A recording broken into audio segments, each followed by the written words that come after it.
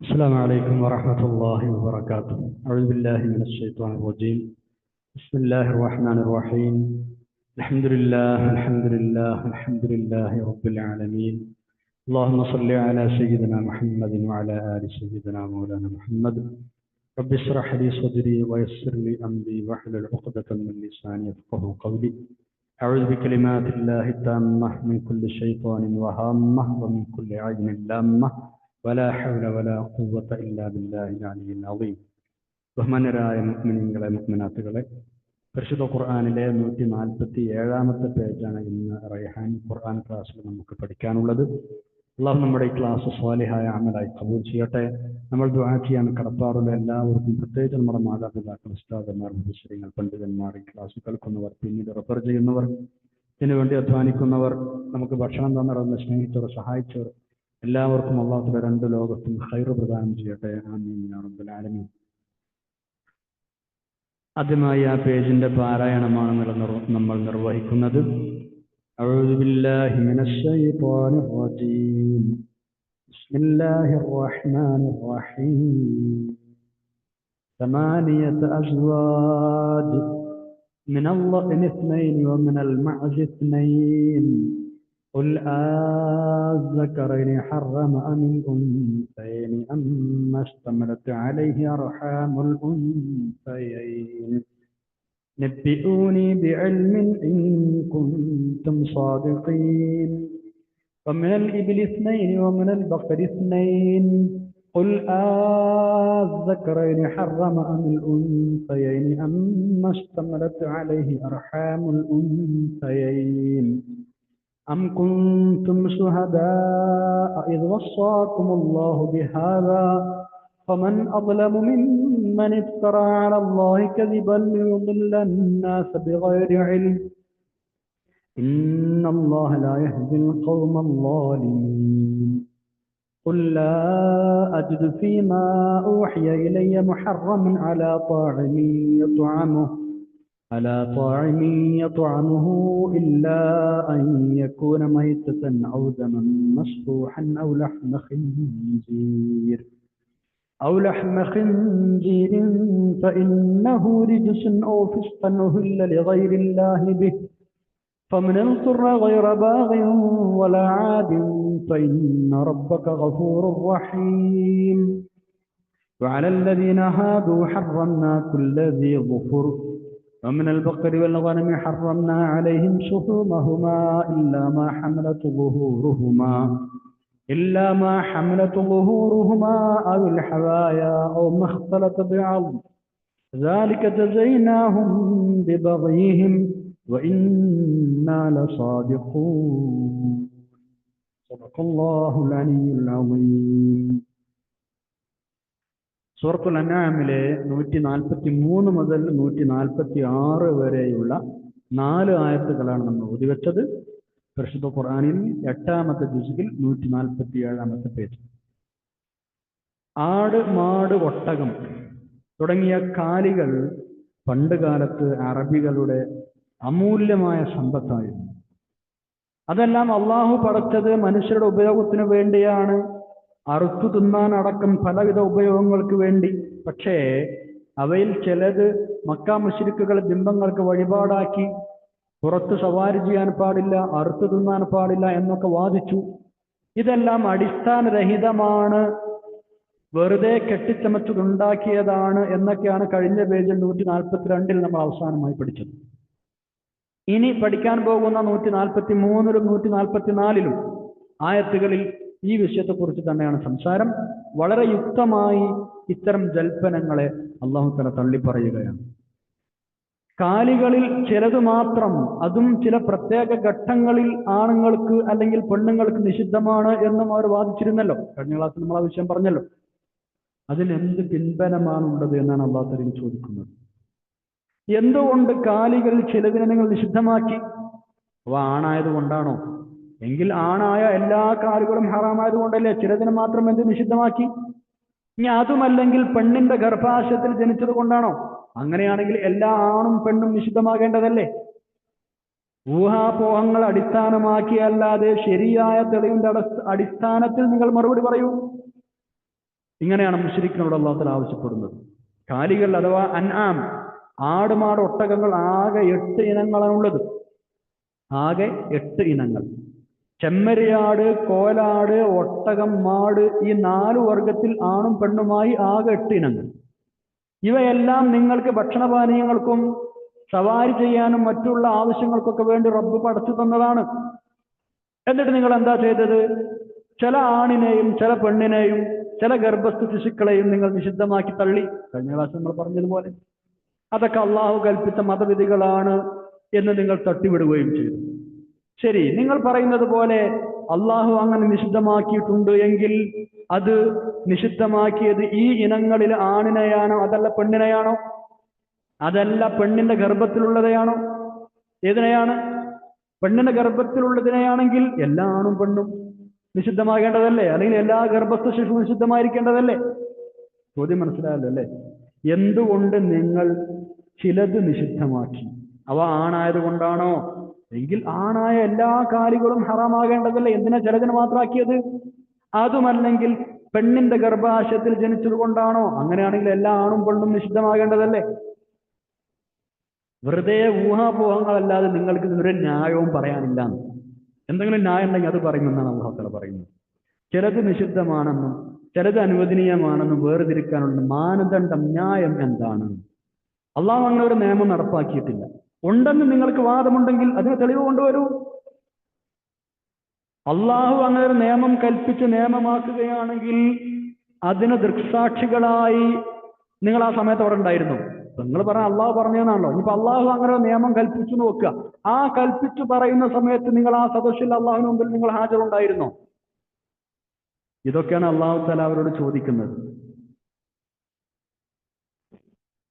നോക്കൂ, 143-ാമത്തെ ആയത്തിൽ ബിസ്മില്ലാഹിർ റഹ്മാനിർ റഹീം, സമാനിയത അസ്വാജ് മിനൽ ലഇൻ ഇസ്നൈൻ വമിനൽ മഅദ് ഇസ്നൈൻ ഖുൽ അസ്സകറൈനി ഹറമ മിൻ ഉൻസയൈനി അമ്മ ഇശ്തമലത് അലൈഹി അർഹാമുൽ ഉൻസയൈൻ നബ്ബിഊനി ബിഇൽമിൻ ഇൻ കുൻതും സാദിഖീൻ. സമാനിയത അസ്വാജ്, 8 ഇണകളെയാണ് അല്ലാഹു തആല പടച്ചത് കാലികളിൽ. സമാനിയത അസ്വാജിന് 8 ഇണകളെയാണ് അല്ലാഹു പടച്ചത്. 8 വർഗം നാൽക്കാലികളെ നിങ്ങൾക്ക് അവൻ പഠിച്ചു തന്നിട്ടുണ്ട്. ഏതൊക്കെയാണ് 8 വർഗം? ഇനി എണ്ണി പറയുന്നത് അതാണ്. മിനൽ ലഇൻ ഇസ്നൈനി, ചെമ്മരിയാടിൽ നിന്ന് 2 വർഗം, ആണും പെണ്ണും. ചെമ്മരിയാട്, നെയ്യാട് എന്നൊക്കെ നമ്മൾ പറയും. അതിൽ നിന്ന് 2 വർഗം. മിനൽ ലഇനി, ചെമ്മരിയാടിൽ നിന്ന്, ഇസ്നൈനി 2 വർഗം, ആണും പെണ്ണും. മിനൽ മഅസി, കോലാടിൽ നിന്നും ഇസ്നൈനി 2 വർഗം, ആണും പെണ്ണും. അപ്പൊ 4 ആയില്ലേ? ഖുൽ അസ്സകറൈനി ഹറമ അമിൽ ഉൻസയൈനി, ഖുൽ നബിയെ നിങ്ങൾ ചോദിക്കൂ, അസ്സകറൈനി, ഈ 2 വർഗത്തിലെ ആണിനെയാണോ ഹറമ അല്ലാഹു തആല നിഷിദ്ധമാക്കിയത്? അമിൽ ഉൻസയൈനി, അതല്ല പെണ്ണിനെയാണോ നിഷിദ്ധമാക്കിയത്? അമ്മ, അതല്ലെങ്കിൽ അമ്മഷ്തമലത്ത് അലൈഹി അർഹാമുൽ ഉൻസയൈനി, പെൺമൃഗങ്ങളുടെ ഗർഭത്തിലുള്ള കുഞ്ഞിനെയാണോ? ഏതാണ് അള്ളാഹു നിഷിദ്ധമാക്കിയത്? നബ്ബിഊനി ബിഇൽമിൻ, ശരിയായ വിവരത്തോടെ നിങ്ങൾ എനിക്ക് പറഞ്ഞു തരൂ. ഇൻ കുൻതും സാദിഖീൻ, നിങ്ങൾ പറയുന്നത് വാദം, നിങ്ങളുടെ വാദം ശരിയാണെങ്കിൽ, നിങ്ങൾ സത്യം പറയുന്ന, സത്യം വാദിക്കുന്നവരാണെങ്കിൽ. 8 ഇണകൾ നിങ്ങൾക്ക് പഠിച്ചു തന്നു. ചെമ്മരിയാടിൽ നിന്ന് 2 വർഗം, ആണ് പെണ്ണ്. കോലാടിൽ നിന്ന് 2 വർഗം, ആണ് പെണ്ണ്. ഇതിലേതാ അല്ലാഹു തആല ഹറാമാക്കിയത്? 2 ആണിനെയാണോ അതല്ല 2 പെണ്ണിനെയാണോ? അതല്ല പെൺമൃഗങ്ങളുടെ ഗർഭത്തിലുള്ളതിനെയാണോ? ഇങ്ങനെ ചോദിച്ച് അവരെ വെറുതെ പരിഹസിക്കുകയല്ല അല്ലാഹു തആല ചെയ്യുന്നത്, അല്ലെങ്കിൽ വെറുതെ ഉത്തരം മുട്ടിക്കുകയല്ല ചെയ്യുന്നത്. ന്യായമായ വല്ല അടിസ്ഥാനവും ഈ വിഷയത്തിൽ നിങ്ങൾക്കുണ്ടെങ്കിൽ കൊണ്ടുപോരി എന്ന് വെല്ലുവിളിക്കുകയാണ്. ഒരു ന്യായമല്ല. ഞങ്ങളുടെ പൂർവികന്മാർ അങ്ങനെ ചെയ്തു വരുന്നത് കൊണ്ട് ഞങ്ങളും അനുകരിച്ചു എന്നല്ലാതെ മറ്റെന്താണ് അവർക്ക് പറയാനുള്ളത്? അപ്പൊ ഒരു ന്യായവുമില്ലാതെ അള്ളാഹുവിന്റെ പേരിൽ കള്ളം പറഞ്ഞുണ്ടാക്കി മനുഷ്യരെ വഴിപേപ്പിക്കുകയാണ് അവരുടെ പുരോഹിതവർഗം ചെയ്യുന്നതെന്ന് സ്പഷ്ടം. ഇതിൽ പരം അക്രമവും അനീതിയും മറ്റെന്താണ്? ഈ അക്രമം ഒഴിവാക്കി നേർമാർഗം സ്വീകരിക്കുവാൻ തയ്യാറാകാത്ത കാലത്തോളം നിങ്ങൾക്ക് രക്ഷയില്ല. അടുത്ത ആയത്തും കൂടി ഇതിനോട് ചേർത്ത് പഠിക്കേണ്ട ആയത്താണ് 144-ാമത്തെ ആയത്ത്. ബിസ്മില്ലാഹിർ റഹ്മാനിർ റഹീം, വമിനൽ ഇബ്ലി ഇസ്നൈനി വമിനൽ ബഖരി ഇസ്നൈനി ഖുൽ അസ്സകറൈനി ഹറമ അമിൽ ഉൻസയൈനി അമ്മഷ്തമലത് അലൈഹി അർഹാമുൽ ഉൻസയൈൻ. അം കുന്തും ശുഹദാ ഇദ് വസ്സാകുമുല്ലാഹു ബിഹാദാ വമൻ അദ്ലമു മിമ്മൻ ഇഫ്തറ അലല്ലാഹി കദിബൻ ലിയുദില്ല അന്നാസ ബിഗൈരി ഇൽം ഇന്നല്ലാഹ ലാ യഹ്ദിൽ ഖൗമൽ ളാലിമീൻ. നേരത്തെ നമ്മൾ പറഞ്ഞു കാലികളിൽ നിന്ന് 8 വർഗം നിങ്ങൾക്ക് പഠിച്ചു തന്നു. ഇനി ഒട്ടകങ്ങളിൽ നിന്ന് 2 വർഗത്തെയും അല്ലാഹു തആല നിങ്ങൾക്ക് പഠിച്ചു തന്നു. പശുക്കളിൽ നിന്ന് 2 വർഗത്തെയും നിങ്ങൾക്ക് പഠിച്ചു തന്നു. ആകെ പറഞ്ഞത് സമാനിയത്ത് അസ്വാജിന് 8 വർഗങ്ങളെ പഠിച്ചു. എന്നിട്ട് എണ്ണി പറയാണ്, ചെമ്മരിയാടിൽ നിന്ന് 2, കോലാടിൽ നിന്ന് 2, അല്ലേ? ഇനി ബാക്കിയുള്ളത് പറയുന്നു നോക്കൂ. ഒമനിൽ ഇബിലി, ഒട്ടകത്തിൽ നിന്ന് നിങ്ങൾക്ക് പഠിച്ചു തന്നു ഇസ്നൈ 2, ആണും പെണ്ണിനും പഠിച്ചു തന്നു. ഒമനൽ ബക്കരി, പശുവിൽ നിന്ന് പഠിച്ചു തന്നു അൽ ഇസ്നൈനി 2 എണ്ണത്തിനെ, എന്നാൽ അതിലാണും പെണ്ണ്. അപ്രകാരം തന്നെ ഒട്ടകത്തിൽ നിന്ന് 2 വർഗത്തെയും ഒമനൽ ബക്കരി ഇസ്നൈനി, മാടിൽ നിന്ന് 2 വർഗത്തെയും അല്ലാഹു തആല നിങ്ങൾക്ക് സൃഷ്ടിച്ചു തന്നു. അപ്പൊ 8ആയില്ലേ? സമാനിയത്ത് അസ്വാജ് എന്ന് പറഞ്ഞ് കറക്റ്റായില്ലേ?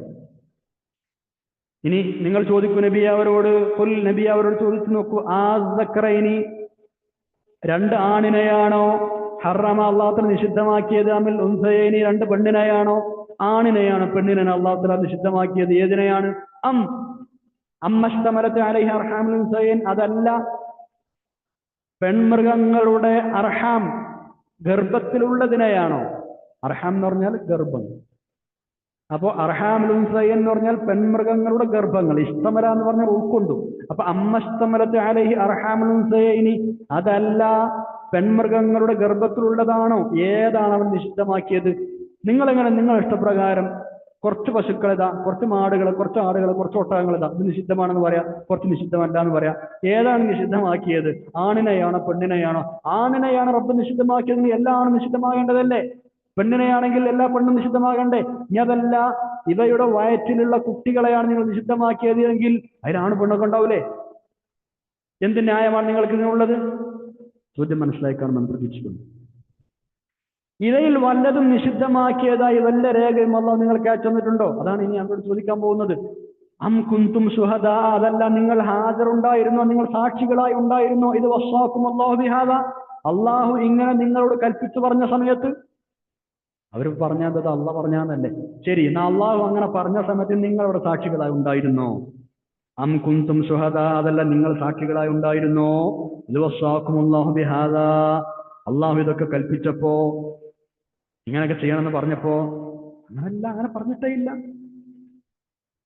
എന്നിട്ട് അല്ലാഹു തആല പറയുന്നു, ഫമൻ അദ്ലമു മിമ്മൻ ഇഫ്തറ അലല്ലാഹി കദിബാ, അള്ളാഹുവിന്മേൽ കള്ളം കെട്ടിച്ചമച്ച് പറയുന്നവനേക്കാൾ ഏറ്റവും വലിയ അക്രമിയായി ആരുണ്ട്? അവരിത് ചെയ്യുന്നത് ലിയുദില്ല അന്നാസ ബിഗൈരി ഇൽമിൻ, ഒരു വിവരവുമില്ലാതെ ജനങ്ങളെ വഴിതെറ്റിക്കുകയാണ്. ഒരു വിവരവുമില്ലാതെ ജനങ്ങളെ വഴിതെറ്റിക്കാൻ വേണ്ടി അള്ളാഹുവിന്മേൽ കള്ളത്തരം പറഞ്ഞുണ്ടാക്കുന്ന ആളുകളെക്കാൾ അക്രമി ആരുണ്ട്?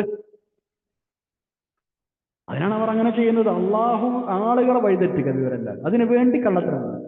ഇന്നല്ലാഹ ലാ യഹ്ദിൽ ഖൗമൽ ളാലിമീൻ, നിശ്ചയം അക്രമികളായ ആളുകളെ അള്ളാഹു തആല നേർവഴിയിലാക്കുന്നതല്ല.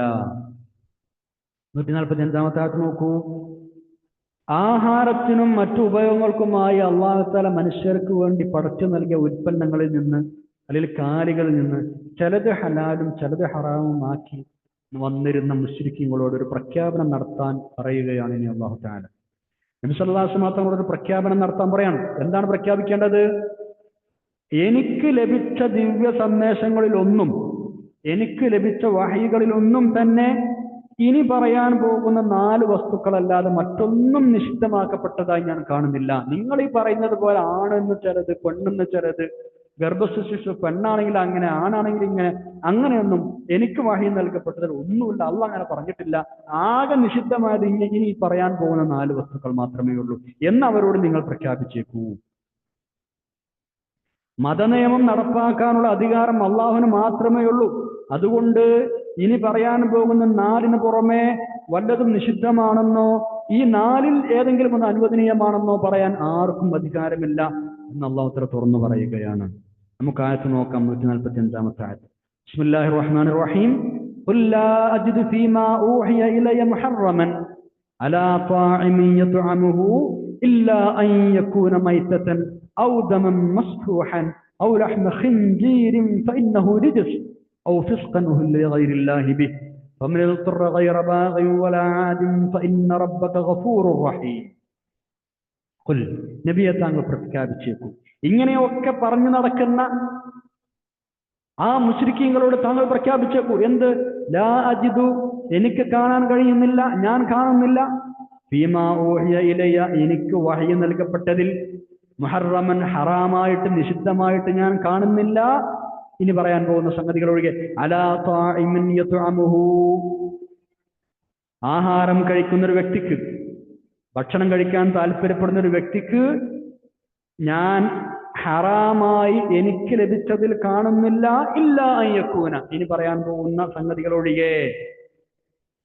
അലാ ത്വാഇമിൻ യത്അമുഹു, ഭക്ഷണം കഴിക്കാൻ ആഗ്രഹിക്കുന്ന ഒരാൾക്ക് കഴിക്കാൻ പറ്റുന്നതായി അല്ലെങ്കിൽ കഴിക്കാൻ പറ്റാത്തതായി എനിക്ക് വഹ്യ് ലഭിച്ചതിൽ ആകെ ഈ പറയുന്ന സംഗതികൾ മാത്രങ്ങൾ വേറൊന്നും ഞാൻ കണ്ടെത്തുന്നില്ല. ഏതൊക്കെയാണ് ആ സംഗതികൾ?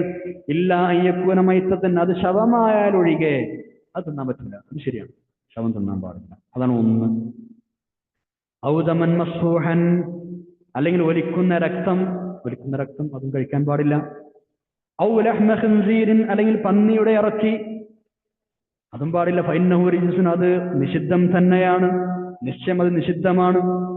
ഔ ഫിസ്ഖൻ ഉഹില്ല ലിഗൈരില്ലാഹി ബിഹി, അല്ലെങ്കിൽ അല്ലാഹു അല്ലാത്തവരുടെ പേര് പറഞ്ഞ് അറുത്ത് നിയമവിരുദ്ധമായി തീർന്നത്, അതും കഴിക്കാൻ പാടില്ല. 4 ഐറ്റംസ്: മൈത്തത്ത്, ദമുൻ മസ്ഫൂഹ്, ലഹ്മ ഖിൻസീർ, ഫിസ്ഖൻ ഉഹില്ല ലിഗൈരില്ലാഹി ബിഹി. ഔ ഫിസ്ഖൻ, അല്ലെങ്കിൽ നിയമവിരുദ്ധമായി തീർന്നത്. എങ്ങനെ?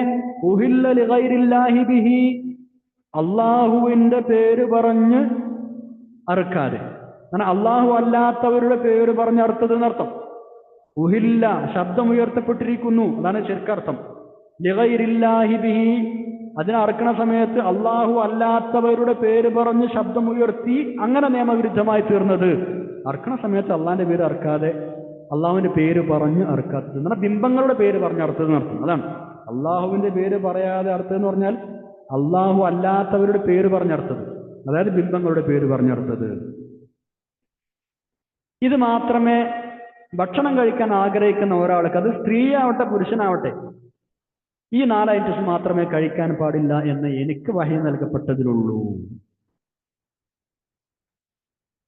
ഇനി ഫമൻ യുത്റ ഗൈറ ബാഗിൻ വലാ ആദിൻ ഫഇന്ന റബ്ബക ഗഫൂറുർ റഹീം. ഫമൻ യുത്റ, ഇനി ഒരാൾ നിർബന്ധിതനായാൽ, ഈ 4 തിന്നാൻ പാടില്ല എന്ന് പറഞ്ഞല്ലോ, ഇനി ഒരാൾ നിർബന്ധിത ഘട്ടത്തിലെത്തി, ആളെ ജീവൻ പോവാണ്, ഈ 4 സാധനങ്ങളിൽ ഒന്നേ ഉള്ളൂ, വേറൊന്നും അവിടെ അല്ല, എന്നാ പിന്നെ ആൾക്കത് കഴിക്കാം, ജീവൻ നിലനിർത്താൻ ആവശ്യമായ അത്രയും കഴിക്കാം. അതാണ് ഫമൻ യുത്റ, ഇനി ഒരാൾ നിർബന്ധിതനായാൽ, ഗൈറ ബാഗിൻ, മനഃപൂർവ്വം നിയമലംഘനത്തിന് ആഗ്രഹിക്കാതെ, വലാ ആദിൻ, അത്യാവശ്യത്തിൽ കവിഞ്ഞോ അല്ലാതെ ഇവ കഴിച്ചാൽ, നിർബന്ധിതാവസ്ഥയിൽ കഴിച്ചാൽ, ഫഇന്ന റബ്ബക ഗഫൂറുർ റഹീം, നിശ്ചയം നിങ്ങളുടെ രക്ഷിതാവ് പൊറുക്കുന്നവനാണ്, കരുണാനിധിയാണ്. ഒരാൾ നിർബന്ധിതാവസ്ഥയിൽ, മനഃപൂർവ്വം നിയമലംഘനത്തിനോ അല്ലാതെ, അല്ലെങ്കിൽ അത്യാവശ്യത്തിൽ കവിഞ്ഞോ മനഃപൂർവ്വം നിയമലംഘനത്തിനോ, അതാണ് ഗൈറ ബാഗിൻ എന്ന് പറഞ്ഞത്. വലാ ആദിൻ, അത്യാവശ്യത്തിൽ കവിഞ്ഞോ അല്ലാതെ ഇവ കഴിച്ചാൽ അതിന് വിരോധമില്ല, അള്ളാഹു അത് പുറത്തു തരുന്നതാണ്. ഗൈറ ബാഗിൻ എന്ന് പറഞ്ഞാൽ അത് ആഗ്രഹിച്ചവനോ, വലാ ആദിൻ, അതിൽ കവിഞ്ഞവനോ അല്ലാത്ത നിലക്ക്. അതിന് ആഗ്രഹമൊന്നുമില്ല, ആ നിഷിദ്ധമാക്കപ്പെട്ട സംഗതിയെ തിന്നണമെന്ന് ഒരു ആഗ്രഹമല്ല, അതാണ് ഗൈറ ബാഗിൻ. വലാ ആദിൻ, ജീവൻ നിലനിർത്തുന്നതിന് അപ്പുറം അവൻ തിന്നുന്നില്ല, അങ്ങനെ ഓറെ അമിതമായി തിന്നുന്നില്ല, അങ്ങനെയാണെങ്കിൽ നിർബന്ധിതാവസ്ഥയിൽ കഴിക്കാവുന്നതാണ്.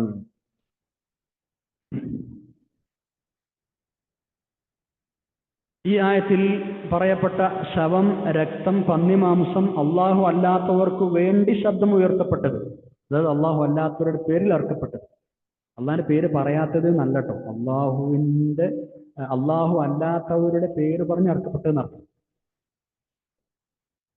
ഈ 4 ഐറ്റംസ് മാത്രമേ തിന്നാൻ പാടില്ലാത്തതായിട്ടുള്ളൂ.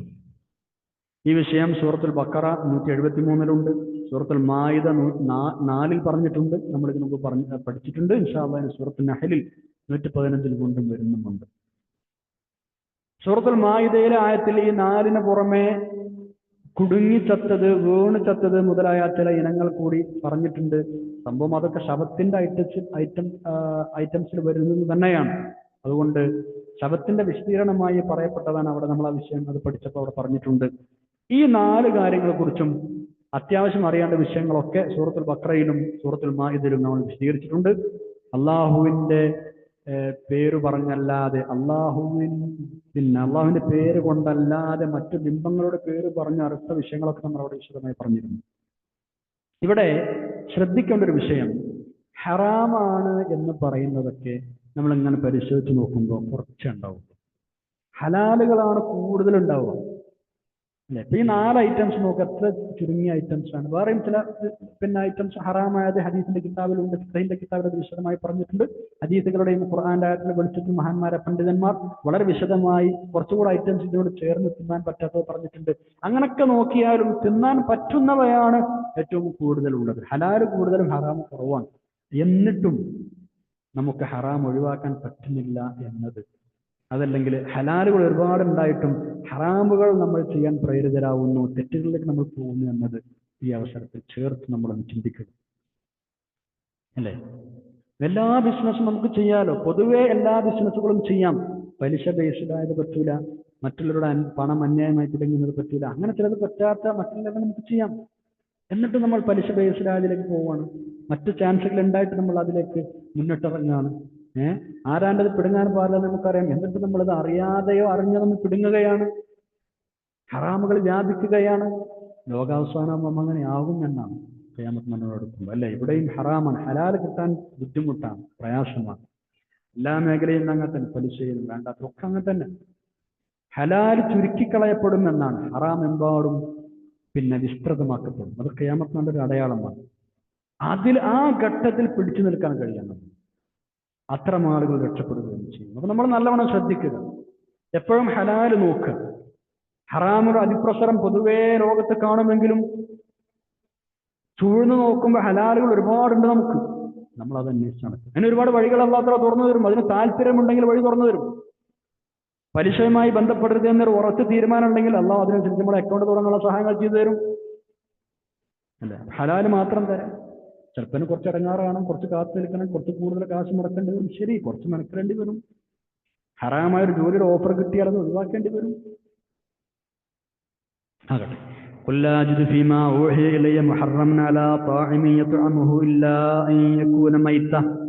ഒന്നാമത് പറഞ്ഞത് ശവമാണ് അല്ലെ? നമ്മൾ പറഞ്ഞിട്ടുണ്ട്, അറുത്ത സംഗതിയുടെ ഒരു മൃഗത്തെ നമ്മൾ അറുത്തിട്ട് അതിന്റെ രക്തം അങ്ങോട്ട് വാർന്നു പോകണമെന്നാണ്. ശവത്തിൽ അത് സംഭവിക്കുക.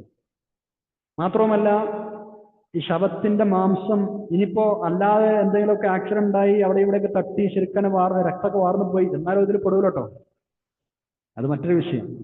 ശവം എന്നുള്ള ഐറ്റത്തിൽ ഏതാണോ അതൊന്നും ഉപയോഗിക്കാൻ പാടില്ല. അടുത്തു കഴിഞ്ഞാൽ രക്തം ശരിക്കും വാർന്നു പോകുമെന്ന് മാത്രമല്ല, ഈ ശവത്തിന്റെ മാംസം വളരെ പെട്ടെന്ന് കേടായി പോകുമെന്നാണ്. ആദ്യ മണിക്കൂറിൽ തന്നെ അത് കരുവാളിച്ചു തുടങ്ങും, പിന്നെ അങ്ങോട്ട് രോഗാണുക്കളുടെ കുടിയേറ്റം തുടങ്ങുമെന്നാണ്. ഈ രോഗങ്ങൾ മൂലം ചത്ത മൃഗങ്ങൾ, അതിന്റെ മാംസം, അതൊക്കെ വലിയ പ്രത്യാഘാതങ്ങൾ ഉണ്ടാക്കും. ക്ഷയം, ആന്ത്രാക്സ്, സാൽമണല്ല തുടങ്ങി പല ഗുരുതരമായ രോഗങ്ങളും ഇന്നിപ്പോ വേറെ എന്തൊക്കെ രോഗങ്ങൾ പറയപ്പെടുന്നു. എങ്ങനെയൊക്കെ ചത്താലും അത് ശവം തന്നെയാണ്. ശ്വാസം മുട്ടി ചത്തതാവട്ടെ, തല്ലിക്കൊന്നതാവട്ടെ, വീണോ അല്ലെങ്കിൽ കുത്തേറ്റോ ചത്തതാവട്ടെ, സൂറത്തുൽ മാഇദ 3 നമ്മൾ വിശദീകരിച്ചല്ലോ. ഇങ്ങനെ വിശദീകരിച്ച് പറയാൻ പ്രത്യേകം കാരണമുണ്ട്. എന്താ വെച്ചാല് സാധാരണഗതിയിൽ ആളുകൾക്ക് ധാരണ ഉണ്ട്, രോഗം പിടിച്ചോ വാർദ്ധക്യം ബാധിച്ചോ മൃഗങ്ങൾ ചാവുമല്ലോ, അത്തരം മൃഗങ്ങൾ മാത്രമേ നിഷിദ്ധമാകൂ. അപകടത്തിലോ മറ്റോ ഒക്കെ പെട്ട് അല്ലെങ്കിൽ മർമ്മത്ത് അടിയേറ്റോ മറ്റോ ഒക്കെ ചത്തുപോകുന്നവരുടെ മാംസത്തിന് കാര്യമായ കുഴപ്പങ്ങളൊന്നും ഉണ്ടാവാൻ ന്യായമല്ല എന്ന് ചിന്തിച്ചേക്കാം ചില ആളുകൾ. അങ്ങനെയല്ല, ആ ധാരണ ദൂരീകരിക്കുകയാണ്. എന്ത് തന്നെയായാലും ശരി, ശവമാണോ നിങ്ങളത് കഴിക്കരുത്. അതാണ് സൂറത്തുൽ മാഇദയിലെ 3 നമ്മൾ പഠിച്ചത്. ഹുർരിമത് അലൈക്കുമുൽ മൈതത്തു വദ്ദമു വലഹ്മുൽ ഖിൻസീരി വമാ ഉഹില്ല ലിഗൈരില്ലാഹി ബിഹി വൽ മുൻഖനിഖത്തു വൽ മൗഖൂദത്തു വൽ മുതറദ്ദിയത്തു വന്നഖീഹ്. അതേസമയം അവിടെ ചേർത്ത് മനസ്സിലാക്കാൻ മറ്റൊരു കാര്യം, കുടുങ്ങിപ്പോയ അല്ലെങ്കിൽ കുത്തുകൊണ്ട മൃഗങ്ങൾ ചാവുന്നതിന് മുമ്പ് ശരിയായ ജീവനുള്ളപ്പോൾ നമുക്ക് കണ്ടുകിട്ടിയാൽ അങ്ങനെ ഉടനെ തന്നെ അതിനെ അറക്കുകയും ചെയ്താൽ എന്നാൽ അത് അതിനെ ഭക്ഷിക്കാം. അങ്ങനെ ജീവനുള്ള സമയത്ത് നമ്മൾ അറുത്തിട്ടുണ്ട്. ഇതാണ് ശവം, ഒന്നാമത് പറഞ്ഞ സംഗതി. ഇനി രണ്ടാമത് ഔദമം മസ്ഫൂഹൻ, ഒലിക്കുന്ന രക്തം. മുമ്പ് പറഞ്ഞിടത്തൊക്കെ ദമ് എന്ന് മാത്രമാണ് അല്ലാഹു തആല പറഞ്ഞത്. ഇവിടെ അതിന് മസ്ഫൂഹ് എന്നൊരു വിശേഷണം കൂടെ കൊടുത്തിട്ടുണ്ട്. ചിന്തപ്പെട്ടത് അല്ലെങ്കിൽ ഒലിക്കുന്നത് എന്നൊക്കെ പറയുന്നത്. അറവ് മൂലമോ അല്ലെങ്കിൽ മുറിക്കപ്പെട്ടോ മറ്റോ ഒഴുകി വരുന്ന രക്തം എന്നർത്ഥം. അപ്പോ നേരത്തെ പറഞ്ഞ ആ സ്ഥലങ്ങളിലും രക്തം എന്ന് ഉദ്ദേശിച്ചത് ഒലിക്കുന്ന രക്തമാണെന്ന് നമ്മൾ മനസ്സിലാക്കണം. മാംസത്തിൽ നിന്നും വേറിടാതെ അതിനോട് ചേർന്ന് പറ്റി നിൽക്കുന്ന രക്തത്തിന്റെ കലർപ്പിന് വിരോധമില്ല എന്നും മനസ്സിലാക്കണം. ഇവിടുന്ന് മനസ്സിലാക്കുന്ന മറ്റൊരു സംഗതി കരളും പ്ലീഹയും ഹലാലാണ് എന്നതാണ്. അത് രണ്ടും അടിസ്ഥാനപരമായ രക്തമാണ്, കരളും പ്ലീഹയും. കാരണം അത് പ്രകൃതിയാ തന്നെ അടിസ്ഥാനപരമായ രക്തമാണെങ്കിലും പ്രകൃതിയാ തന്നെ അത് ഉറച്ച് കട്ടിയായിട്ടുണ്ട്. വിശ്വാസ്മ തങ്ങൾ പ്രത്യേകം അത് ഹദീസുകളിൽ അത് രണ്ടും ഹലാലാണ് എന്ന് പറഞ്ഞിട്ടുമുണ്ട്. രണ്ട് ശവങ്ങളും രണ്ട് രക്തവും നമുക്ക് ഹലാലാണ്. ഒന്ന് ആ രണ്ട് ശവങ്ങൾ ഏതൊക്കെയാണ്? അഷമക്കുവൽ ജറാദ്, മീനും വെട്ടുകിളിയും. പിന്നെ ദമാനി, രണ്ടു തരം രക്തങ്ങൾ എന്ന് പറഞ്ഞത് അൽ കബിദു ഒത്തിഹാലു, കരളും പ്ലീഹയും. ബഹുഭൂരിഭാഗവും ഈ കരളിന്റെയും പ്ലീഹയുടെയും അടിസ്ഥാനപരമായത് രക്തമാണ്. നമ്മുടെ ശരീരത്തിലെ രോഗപ്രതിരോധമാണ് അതിന്റെ പ്രധാന കർത്തവ്യം. ഈ രണ്ട് അവയവങ്ങളുടെ ഏറ്റവും പ്രതിരോധശേഷി കൂടിയ അവയവങ്ങളിൽ പെട്ടത് കൂടിയാണിത്. ഇത് രണ്ടും ആരോഗ്യത്തിന് ഹാനികരമാണ് എന്ന് ഇതുവരെ ആരും പറഞ്ഞിട്ടില്ല എന്ന് മാത്രമല്ല, ശരീരത്തിന് ഗുണകരമാണ്, ഫലസമ്പുഷ്ടമാണ്. വിവിധതരം വിറ്റാമിനുകൾ ഇതിലുണ്ട്, ഗ്ലൈക്കോജൻ ഉണ്ട്, അയൺ ഉണ്ട്, പ്രോട്ടീൻ ഉണ്ട്. അപ്പോ ഈ രക്തം അള്ളാഹുവിൽ അംഗീകരിച്ചു. ഏത്? കെബിദും തിഹാലും. ഇത് അംഗീകരിച്ച് മറ്റ് രക്തങ്ങൾ നിരോധിച്ചു. അതിന്റെ രഹസ്യം ഇപ്പം മനസ്സിലായല്ലോ അല്ലേ? എന്താണ് രക്തം നിഷിദ്ധമാണെന്ന് പറയാൻ കാരണം? ശരീരത്തിലെ മാലിന്യങ്ങൾ തിരികെ ഹൃദയത്തിലേക്ക് കൊണ്ടുവരുന്നതും രക്തം തന്നെയാണ്.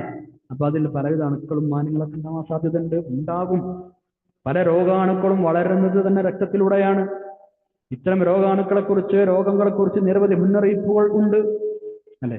മാത്രമല്ല, രക്തം എന്നത് അത് എന്തിന്റെ രക്തമാകട്ടെ, അത് മനുഷ്യന്റെ ഒരു അംഗീകൃത ആഹാരമായി ലോകത്ത് എവിടെയും സ്വീകരിക്കപ്പെടുന്നുമില്ല. അതുകൊണ്ട് നിങ്ങൾ കഴിക്കണ്ട. അത് രണ്ടെണ്ണം. ഇനി മൂന്നാമതായി പറഞ്ഞത്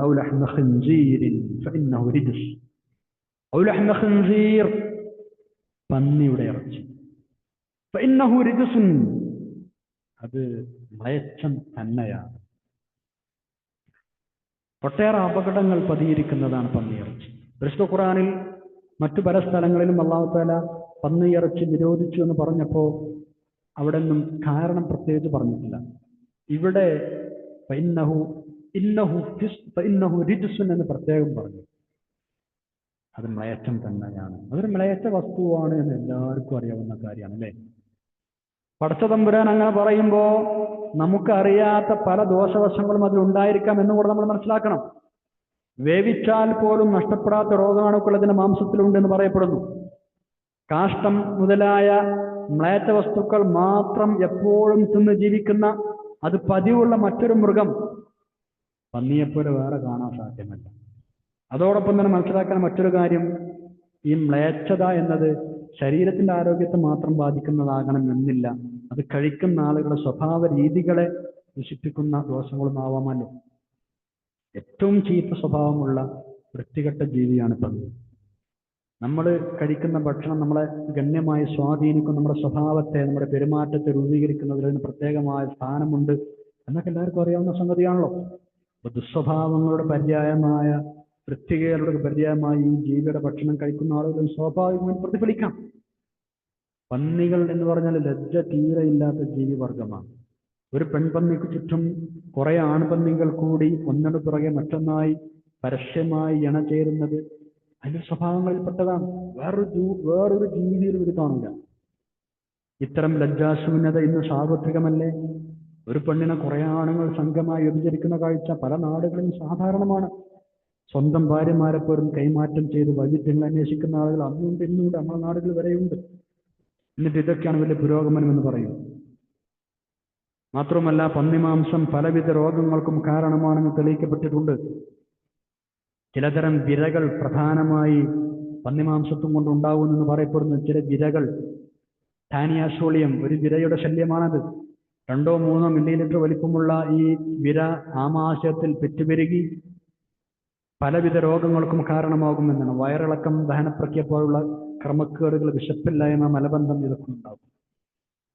ഇഷിനല്ല സ്പിറിലസ് എന്ന് പറഞ്ഞ മറ്റൊരു വിരയുണ്ട്. 5 മുതൽ 5 വരെ മില്ലിലിറ്ററാണ് വലിപ്പം. ശ്വാസകോശ ഭിത്തികൾ ആക്രമിച്ച് പഴുപ്പ് വരുത്തും.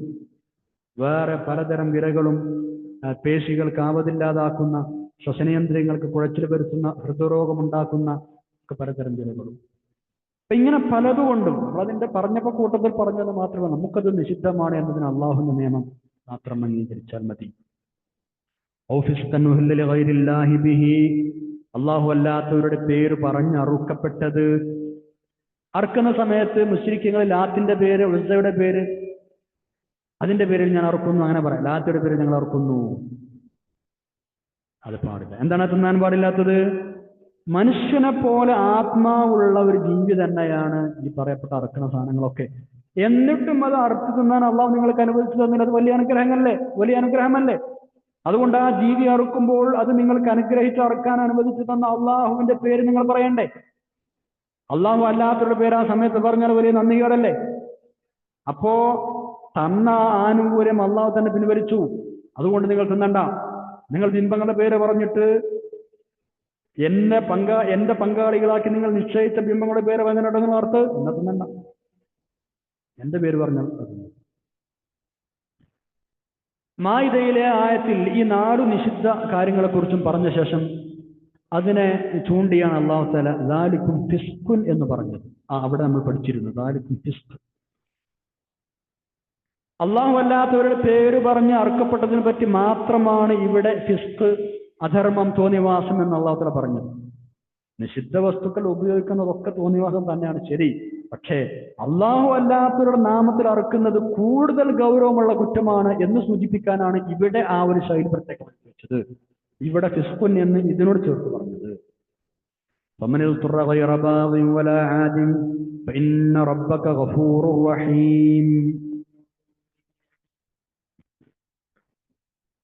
സൂറത്തുൽ ബഖറയിൽ പറഞ്ഞതുപോലെ, സൂറത്തുൽ മാഇദയിൽ പറഞ്ഞതുപോലെ ഇവിടെയും നിർബന്ധിതാവസ്ഥ നേരിടുമ്പോൾ നിയമലംഘനം എന്ന ഉദ്ദേശമില്ലാതെ അത്യാവശ്യമായ തോതിൽ ഈ നിഷിദ്ധമാക്കപ്പെട്ട ഭക്ഷണ പദാർത്ഥങ്ങൾ ഉപയോഗിക്കുന്നതിന് വിരോധമില്ല. അള്ളാഹു നിഷിദ്ധമാക്കിയ ഭക്ഷണം ജീവൻ രക്ഷിക്കാൻ മാത്രം നിർബന്ധിതാവസ്ഥയിൽ ഉപയോഗിക്കാം. വേറൊരു കാര്യം, നിഷിദ്ധങ്ങൾ എന്ന് ഇവിടെ പറഞ്ഞ ഐറ്റംസിന് പുറമെ നമ്മൾ നേരത്തെ പറഞ്ഞതുപോലെ ഹദീസുകളിൽ മറ്റു ചില ഐറ്റംസ് കൂടി നിഷിദ്ധമാക്കിയിട്ടുണ്ട്.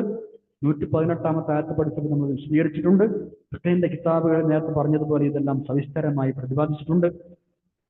കാട്ടുജീവികളിൽ നിന്ന് തേറ്റയുള്ളവ, അതുപോലെ നീണ്ട നഖമുള്ളവ, അതായത് തേറ്റപ്പറ്റുകൾ ഉപയോഗിച്ച് ജന്തുക്കളെ വേട്ടയാടിപ്പിടിക്കുന്ന മൃഗങ്ങളും കാലിലെ നഖം ഉപയോഗിച്ച് ജന്തുക്കളെ വേട്ടയാടിപ്പിടിക്കുന്ന മാംസഭുക്കുകളായ പക്ഷികളും, പിന്നെ വീട്ടുകഴുത എന്ന് പറഞ്ഞാൽ വളർത്തു കഴുത, ഇങ്ങനെ ചിലതിനൊന്നും തിന്നാൻ പാടില്ല. അതുകൊണ്ട് ഈ 4 പുറമെ അത് നമ്മൾ ശ്രദ്ധിക്കണം. അതുപോലെ തന്നെ ഈ പറയപ്പെട്ട ഐറ്റംസ് കുടുങ്ങിയാൽ നിർബന്ധിതാവസ്ഥയിൽ കഴിക്കാം. ചില ഉപാധികൾ നമ്മൾ നേരത്തെ പറഞ്ഞ ഉപാധികൾ 1 സന്ദർഭത്തിന് നിർബന്ധിത സ്വഭാവം, 2 കഴിച്ചില്ലെങ്കിൽ മരണം ഉറപ്പാവുക, പിന്നെ എന്താണ് പറയുക, മരിക്കുമെന്ന്, അത് കഴിച്ചില്ലെങ്കിൽ ആൾ മരിക്കണം ആ ഒരു ഘട്ടത്തിലെത്തുക. അതുപോലെ ചെയ്യുന്ന ആ പ്രവൃത്തിയോട് ഒരു താല്പര്യമില്ലാതിരിക്കുക, ഗുരുതരാവസ്ഥയിൽ രക്ഷപ്പെടാനുള്ള അളവ് മാത്രം കഴിക്കും.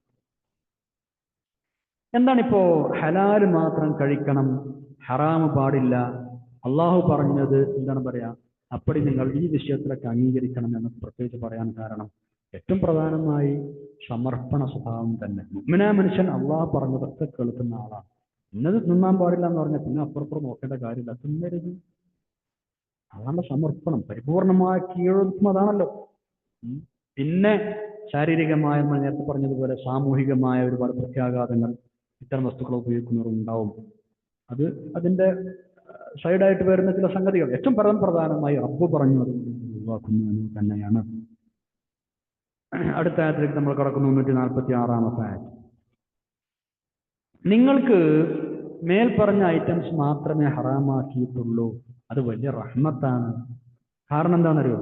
അങ്ങനെ പറയാൻ കാരണം, നിങ്ങൾക്ക് ഹലാലാക്കി തന്ന പലതും ജൂതന്മാർക്ക് നമ്മൾ മുമ്പ് നിഷിദ്ധമാക്കിയിരുന്നു എന്നാണ് അല്ലാഹു തആല പറയുന്നത്.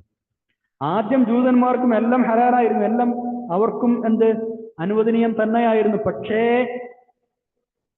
പല ഐറ്റംസും അവർക്കും ഹലാലായിരുന്നു. അവരുടെ തോന്നിവാസം കൊണ്ട്, ധിക്കാരം കൊണ്ട്, അതിക്രമം കൊണ്ട് ശിക്ഷയായിട്ട് അള്ളാഹു ചില ഐറ്റംസ് അവർക്ക് നിഷിദ്ധമാക്കി. അല്ലാതെ ആ നിഷിദ്ധമാക്കിയ സംഗതികൾ അശുദ്ധമായത് കൊണ്ടല്ല, അവരുടെ കയ്യിലിരിപ്പുകൊണ്ട് നിഷിദ്ധമാക്കിയതാണ്. പക്ഷെ അതൊക്കെ നിങ്ങൾക്കെല്ലാം ഈ പറയപ്പെട്ടതല്ലാത്ത ബാക്കിയുള്ളതെല്ലാം ഞാൻ അനുവദനീയമാക്കി തന്നിട്ടുണ്ട്. എന്തായിരുന്നു യഹൂദികൾക്ക് നിഷിദ്ധമാക്കിയത്?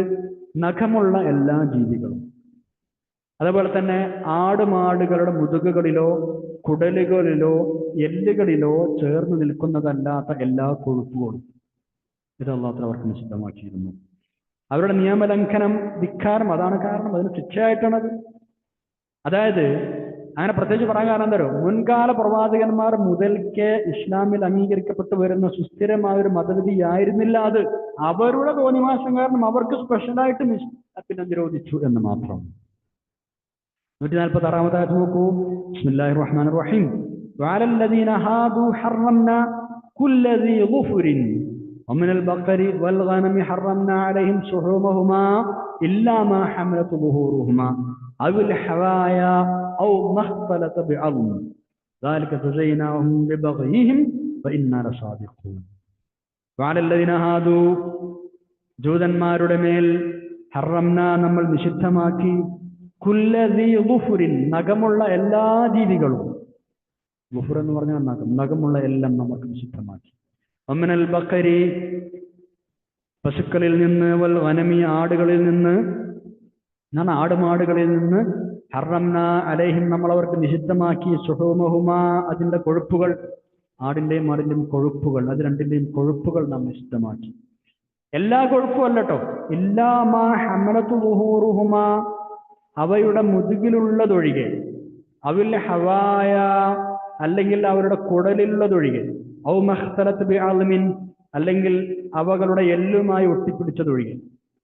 എല്ലുമായി ഒട്ടിപ്പിടിച്ച കൊഴുപ്പ്, ഹവായ എന്ന് പറഞ്ഞാൽ കുടൽ, കുടലിൽ ഒട്ടിപ്പിടിച്ചെടുക്കുന്ന കൊഴുപ്പ്, അല്ലെങ്കിൽ ഹമലത്തു ളുഹൂറുഹും അതിന്റെ പുറം വഹിക്കുന്ന കൊഴുപ്പ് എന്ന് പറഞ്ഞാൽ അതിന്റെ മുതുകിലുള്ള കൊഴുപ്പ്. ഇതല്ലാത്ത മറ്റെല്ലാ കൊഴുപ്പുകളും നമ്മൾ അവർക്ക് ഹറാമാക്കി. ഇതെന്തിനാ ഹറാമാക്കിയത്? അതൊരു പൊതു നിയമമായത് കൊണ്ടല്ല, അല്ലെങ്കിൽ അശുദ്ധമായത് കൊണ്ടല്ല, നല്ല നല്ല സാധനങ്ങളാണത്. പിന്നെ അവർക്ക് നിഷിദ്ധമാക്കിയത് ദാലിക അത് അങ്ങനെ നാം ചെയ്തത് ജസൈനാഹും നമ്മൾ അവർക്ക് പ്രതിഫലം നൽകിയതാണ് ബിബഗീഹിം അവരുടെ ധിക്കാരം കാരണം, അവരുടെ ധിക്കാരത്തിന് പ്രതിഫലമായി നൽകിയ ശിക്ഷയാണത്. വഇന്നാ ലസ്വാദിഖൂൻ നാം ഈ പറയുന്നതൊക്കെ സത്യം തന്നെയാണ്. യഹൂദികൾ ഇതിന് പിന്നീട് മുമ്പൊരിക്കൽ ഇങ്ങനെ എന്താണ് പറയുക, ഈ വിഷയം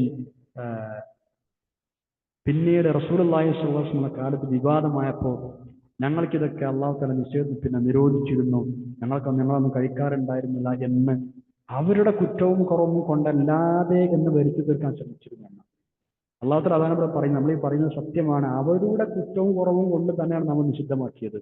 റസൂലുള്ളാഹി സ്വല്ലല്ലാഹു അലൈഹി വസല്ലം കാലത്ത് അവരെ വഷളാവാതിരിക്കാൻ വേണ്ടി അവരത് പണ്ട് മുതലേ അങ്ങനെ നിഷിദ്ധമായി നിരോധിച്ചു വന്നിരുന്ന സംഗതികളാണ് എന്ന് ഒഴുക്കമട്ടിൽ പറയാതിരുന്നത്. അവരെ തെറ്റുകൊണ്ടാണ് സമ്മതിക്കാൻ അവർ തയ്യാറായിരുന്നില്ല. അതാണ് അല്ലാഹു തആല പറയുന്നത്, അങ്ങനെ ചെയ്തത് അവരുടെ തെറ്റുകൊണ്ട് മാത്രമാണ്, നാം ഈ പറയുന്നത് സത്യവുമാണ്. സൂറത്തുൻ നിസാ 160 അള്ളാഹു പറഞ്ഞതിന്റെ ഒരു വ്യാഖ്യാനമായിട്ട് നമുക്ക് ഈ ആയത്തിനെ, അതിന്റെ ഒരു വിശദീകരണമായിട്ട് ഈ ആയത്തിനെ നമുക്ക് മനസ്സിലാക്കാം.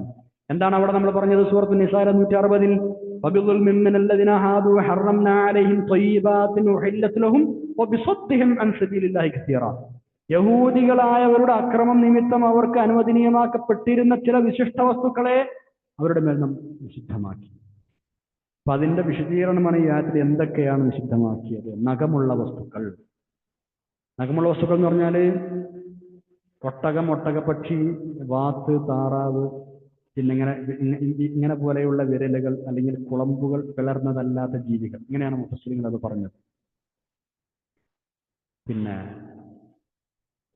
എന്താണ് പറയാ, ഒട്ടകം അല്ലെങ്കിൽ ഒട്ടകപ്പക്ഷി, താറാവ്, ഇങ്ങനത്തെ വിരലുകൾ പിളർന്നതല്ലാത്ത ജീവി. പിന്നെ നേരത്തെ പറഞ്ഞ പോലെ കൊഴുപ്പുകൾ.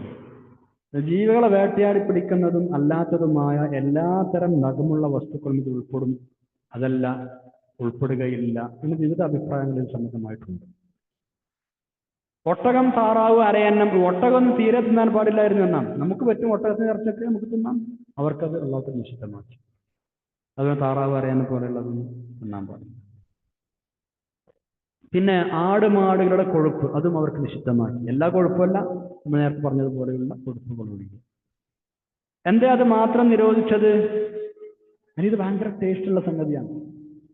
ഭയങ്കര ടേസ്റ്റാണ് ഈ മീൻ. ഇറച്ചി വെക്കുമ്പോൾ അതിൻ്റെ കൂടെ നെയ്യും കൊഴുപ്പും അല്ലെങ്കിൽ ടേസ്റ്റ് കുറയുമല്ലോ. മീനും അങ്ങനെ തന്നെയാണ്. നല്ല നെയ്യുള്ള മത്തിയൊക്കെയാണെങ്കിൽ പൊരിച്ചാൽ ഒരു ടേസ്റ്റാണ് അല്ലേ? അപ്പൊ നല്ല സംശുദ്ധമായ വിശിഷ്ടമായ ആ ഐറ്റംസിനെ ഇവരുടെ കുരുത്തക്കേട് കൊണ്ട് അല്ലാഹു നിരോധിക്കുകയാണ് ചെയ്തത്.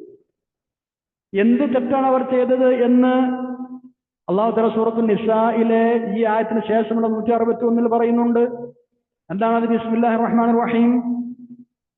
നമ്മൾ നേരത്തെ പറഞ്ഞ ആയത്തിൽ തന്നെ ആ അതിക്രമം കാരണം അതിൽ അല്ലാഹു തആല പറഞ്ഞത് അള്ളാഹുവിന്റെ വഴിയെ അള്ളാഹുവിന്റെ വഴിയിൽ നിന്ന് ആളുകൾ തിരിച്ചു കളഞ്ഞു.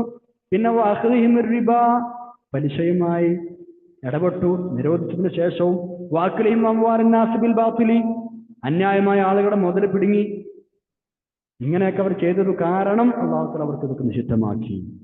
ഈ പറഞ്ഞ കാര്യങ്ങൾ നിങ്ങൾ ശ്രദ്ധിച്ചോ? പലിശയുമായി ബന്ധപ്പെടുക, ആളുകളുടെ മുതൽ അന്യായമായി കയ്യേറുക, ഭക്ഷിക്കുക, തിന്നുക, ഉപയോഗിക്കുക, ഇതിലൊക്കെ പലതും നമ്മൾ സാർവത്രികമായി ചെയ്തു വരുന്ന തെറ്റുകളാണ് ഇവിടെ പറഞ്ഞത്. നമ്മൾ നല്ലോണം ശ്രദ്ധിക്കണം. ഇനിയിപ്പോ ഒരു നബി വരാനില്ലല്ലോ, അതുകൊണ്ട് പടച്ചോൻ ഭാഗത്തുനിന്ന് നിരോധനം ഒന്നും ഉണ്ടാവില്ല എന്ന കാര്യം സമാധാനിക്കണ്ട.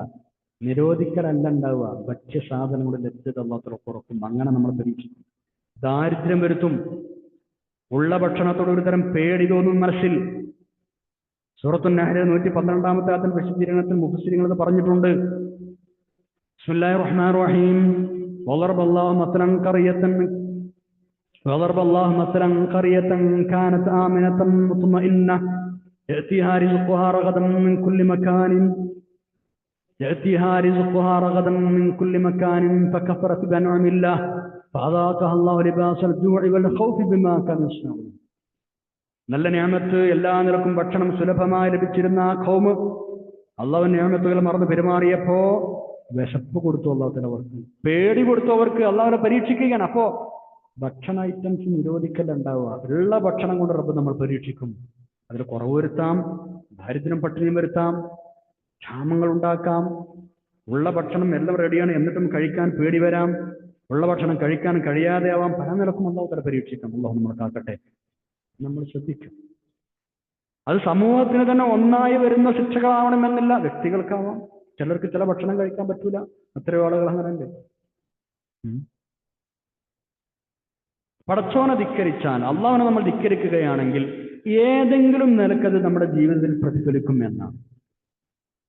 നമ്മുടെ വീട്ടിലെ ചില പ്രശ്നങ്ങൾ പോലും അങ്ങനെയാവാം. നമ്മൾ അള്ളാഹുവിനെ ധിക്കരിച്ചത് മൂലം അള്ളാഹു നമ്മൾക്ക് തന്ന ശിക്ഷയാവാം നമ്മുടെ വീട്ടിലുണ്ടാവുന്ന ചില കാര്യങ്ങൾ പോലും. മഹാന്മാരായ ആളുകളൊക്കെ അങ്ങനെ പറയാറുണ്ട്. ഫുളൈൽ ഇബ്നു ഇയാദ് തങ്ങൾ പറയാറുണ്ട് റഹ്മത്തുള്ളാഹി അലൈഹി, ഞാൻ അള്ളാഹുവിനോട് എന്തെങ്കിലും ഒരു ധിക്കാരം കാണിച്ചാൽ അത് എനിക്ക് എൻ്റെ വാഹനത്തിൽ എനിക്ക് കാണാം, അല്ലെങ്കിൽ എൻ്റെ വീട്ടുകാർ എനിക്കത് കാണാം. എന്ന് പറഞ്ഞാൽ അവരുടെ ഭാഗത്ത് എന്തെങ്കിലും ഒരു ബുദ്ധിമുട്ട് എനിക്ക് നേരിടേണ്ടി വരും, ഞാൻ ആ ചെയ്ത തെറ്റ് കാരണം. എന്നെങ്കിൽ വാഹനം പോകുന്ന വഴിക്കാൻ നോക്കും, അങ്ങനെ എന്തെങ്കിലും ഒന്ന്. അല്ലെങ്കിൽ വീട്ടുകാരുടെ ഭാഗത്ത് ചീത്ത കേൾക്കേണ്ടി വരും. അദ്ദേഹം ഇങ്ങനെ നടന്നു പോകുന്ന ഒരു വഴിക്ക് വെച്ച് ഒരാൾ അദ്ദേഹത്തെ ചീത്ത വിളിച്ചു, ഫുളൈൽ എന്നവരെ റഹ്മത്തുള്ളാഹി അലൈഹി, വലിയ മഹാനാണ്. ചീത്ത വിളിച്ചപ്പോ അയാള് നിർത്തിയിട്ട് പറഞ്ഞു, ഇവിടെ നിൽക്കി, പിന്നെ എന്താണ് പറയാ, ഞാൻ എൻ്റെ വീട്ടിലേക്ക് ഞാൻ വേഗം പോകട്ടെ, എന്നിട്ട് അള്ളാഹുവിനോട് ഞാൻ നിസ്കരിച്ചിട്ട് ഞാൻ തൗബ ചെയ്ത് മടങ്ങട്ടെ. കാരണം നിങ്ങളിപ്പോൾ എന്നെ ചീത്ത പറയാൻ അള്ളാഹു നിങ്ങളെ ഏൽപ്പിച്ചത് ഞാൻ ചെയ്ത എന്തോ ഒരു തെറ്റു കാരണമാണ്. എന്റെ ഭാഗത്ത് നിന്ന് എന്തോ ഒരു പിഴവ് സംഭവിച്ചിട്ടുണ്ട്. അതുകൊണ്ടാണ് നിങ്ങളെ അള്ളാഹു എന്റെ മേൽ അധികാരപ്പെടുത്തിയത് എന്നെ ചീത്ത പറയാൻ. അല്ലാതെ അങ്ങനെ ഉണ്ടാവാൻ സാധ്യതയല്ലോ. അതുകൊണ്ട് ഞാൻ വേഗം പോയി നിസ്കരിക്കട്ടെ എന്ന് പറഞ്ഞിട്ട് അദ്ദേഹം വീട്ടിലേക്ക് പോയി നിസ്കരിക്കുകയും തൗബ ചെയ്യുകയും ചെയ്തു. നമ്മൾ ശ്രദ്ധിക്കാം, നമ്മളുടെ ജീവിതത്തിൽ വരുന്ന തെറ്റുകുറ്റങ്ങൾ അത് വേറെ ഏതെങ്കിലും നിലക്ക് അതിന്റെ പ്രതിഫലനങ്ങളും നമ്മുടെ ജീവിതത്തിൽ കാണാം. വമാ അസാബകും മിൻ മുസീബത്തിൻ ഫബിമാ കസബത് ഐദീകും വയഅഫു അൻ കസീർ. ഒരുപാട് നമ്മൾ അല്ലാഹു തആല മാഫ് ചെയ്തു തരും. പക്ഷേ ചിലതെങ്കിലും നമുക്ക് പരീക്ഷണമായി നേരിടേണ്ടി വരും. നമ്മുടെ ജോലി പോകുന്നത്, നമുക്ക് അസുഖം വരുന്നത്, മറ്റു ബുദ്ധിമുട്ടുകൾ വരുന്നത്, പരീക്ഷണങ്ങളിൽ അകപ്പെടുന്നത്, മാറാരോഗങ്ങളിൽ അകപ്പെടുന്നത് ഒക്കെ ചിലപ്പോൾ അങ്ങനെയാവാം. അങ്ങനെയാണ്. അള്ളാഹു ചിലപ്പോൾ ചില ആളുകൾക്ക് റിസ്ക് വരെ പിന്നെ വേണ്ടത്ര രീതിയിൽ കൊടുക്കാത്തത്, തടഞ്ഞു വെക്കുന്നതൊക്കെ അയാൾ ചെയ്ത തെറ്റുകൾ കാരണമാവാം എന്നും മഹാന്മാർ രേഖപ്പെടുത്തിയിട്ടുണ്ട്. അപ്പൊ നമ്മൾ പടച്ചവനോടുള്ള ബന്ധം നന്നാക്കുക. എപ്പോഴും എപ്പോഴും ആ ബന്ധം നന്നായി തുടരുക. നമ്മുടെ കാര്യങ്ങൾ ശരിയായി കിട്ടുന്നത് വരെ അല്ല. എന്തെങ്കിലും പ്രശ്നം ഉണ്ടാകുമ്പോൾ നമ്മൾ ഖുർആൻ ഓതാനും ദിക്ർ ചെല്ലാനും എല്ലാറ്റിനും മുന്നിലേക്കാണ്. ജോലി കിട്ടാൻ വേണ്ടി എല്ലാ കാര്യങ്ങളും ചെയ്യും. പ്രസവം റാഹത്തായി കഴിയാൻ വേണ്ടി എല്ലാ ദിക്റുകളും ഓതും. അതിൽ കഴിഞ്ഞാലോ പിന്നെ അള്ളാഹ് ഓർമ്മ ഉണ്ടാവില്ല. അങ്ങനെയല്ല, എല്ലാ കാലത്തും എന്ത് കിട്ടിയാലും കിട്ടിയില്ലെങ്കിലും റബ്ബിനോടുള്ള ബന്ധം നന്നാക്കും. പരമാവധി സൂക്ഷിച്ച് ജീവിക്കണം. നമ്മുടെ വീഴ്ച കൊണ്ട് ആപത്തുകൾ വരാതിരിക്കാൻ ശ്രമിക്കുക. പിന്നെ ഇങ്ങനെയൊക്കെ സൂക്ഷിച്ച് ശ്രദ്ധിച്ച് നടന്നാലും അള്ളാഹിനെ പേടിച്ച് ജീവിച്ചാലും ചില ബുദ്ധിമുട്ടുകളും പരീക്ഷണങ്ങളൊക്കെ ഉണ്ടായേക്കാം. അത് മറ്റൊരു രൂപമാണ്. അത് അള്ളാഹു നമ്മളെ പരീക്ഷിക്കാൻ വേണ്ടിയാണ്. ആ പരീക്ഷണങ്ങൾ ക്ഷമിച്ച് നമ്മുടെ ദർജ ഉയർത്തിത്തരാൻ വേണ്ടിയാണ്. അത് അങ്ങനെയാണ് മുഅ്മിൻ മനസ്സിലാക്കേണ്ടത്. രണ്ട് രൂപത്തിലുമാവാം, ശിക്ഷയുടെ രൂപത്തിലാവാം, ചിലത് നമ്മുടെ ദർജ ഉയർത്താൻ വേണ്ടിയാവാം. നമ്മൾ നമ്മുടെ ഭാഗം ക്ലിയർ ആക്കിയ സംഗതി റെഡിയായി. അള്ളാഹു തൗഫീഖ് നൽകട്ടെ. ആമീൻ യാ റബ്ബൽ ആലമീൻ. ഇത്രയുമാണ് നമുക്ക് ഇന്ന് പഠിക്കാനുള്ളത്. ഇൻഷാ അല്ലാഹ് ദുആ ചെയ്ത് പിരിയാം. അൽഹംദുലില്ലാഹി റബ്ബിൽ ആലമീൻ. അല്ലാഹുമ്മ സ്വല്ലി അലാ സയ്യിദിനാ മുഹമ്മദിൻ വഅലാ ആലി സയ്യിദിനാ മൗലാനാ മുഹമ്മദ്. അല്ലാഹുവേ, ഞങ്ങൾ പറഞ്ഞത് കേട്ടത് പഠിച്ചത് സ്വാലിഹായ അമലായി സ്വീകരിക്കണം റബ്ബേ. നിന്റെ ജീവിതത്തിൽ പരിപൂർണമായി അംഗീകരിച്ച് ജീവിക്കാൻ തൗഫീഖ് നൽകണം തമ്പുരാനെ. നമ്മുടെ മാതാപിതാക്കൾക്ക് പുറക്കണം റബ്ബേ. റഹ്മഹുമാ കമാ റബ്ബയാനി സഗീറ. ഉസ്താദുമാർക്ക് പുറത്തു കൊടുക്കണം റബ്ബേ. ഞങ്ങളിതിനെ സഹായിച്ച എല്ലാവർക്കും പുറത്തിനെ തമ്പുരാനെ ദുആ വസിയത്ത് ചെയ്ത എല്ലാവർക്കും ഖൈർ നൽകണേ അല്ലാഹ്. ഈ ക്ലാസ്സിന് വേണ്ടി അധ്വാനിക്കുന്നവർക്ക്, കേൾക്കുന്നവർ, പഠിക്കുന്നവർക്ക് ഖൈർ നൽകണേ തമ്പുരാനെ. ആഖിറത്തിലേക്ക് ഉപകാരപ്പെടുന്ന വലിയൊരു അമലായി സ്വീകരിക്കണേ തമ്പുരാനെ. ഖുർആനിന് ഇഖ്ലാസോടുകൂടി ദീർഘകാലം ഖിദ്മത്തുകൾ അവസരം നൽകണേ അല്ലാഹ്. ഞങ്ങളെല്ലാം മുറാദുകളും ഹാസിലാക്കണേ തമ്പുരാനെ. ഞങ്ങളെ ആഖിറത്ത് നന്നാക്കണേ റബ്ബേ. اللهم اجعل جمعنا هذا جمعا مرحوما وتفرقنا من بعده تفرقا معصوما. اللهم اغفر للمؤمنين والمؤمنات والمسلمين والمسلمات الاحياء منهم والاموات انك مجيب الدعوات يا قاضي الحاجات طيب ثراهم واجعل الجنه مأواهم. ربنا آتنا في الدنيا حسنة وفي الآخرة حسنة وقنا عذاب النار. ربنا تقبل منا إنك أنت السميع العليم وتب علينا إنك أنت التواب الرحيم. آمين برحمتك يا أرحم الراحمين. وصلى الله تعالى وسلم على خير خلقه سيدنا محمد وعلى آله وصحبه أجمعين. سبحان ربك رب العزة عما يصفون، وسلام على المرسلين والحمد لله رب العالمين. إلى الله دعاء شيئا. سبحانك اللهم وبحمدك أشهد أن لا إله إلا أنت أستغفرك وأتوب إليك. والسلام عليكم ورحمة الله وبركاته.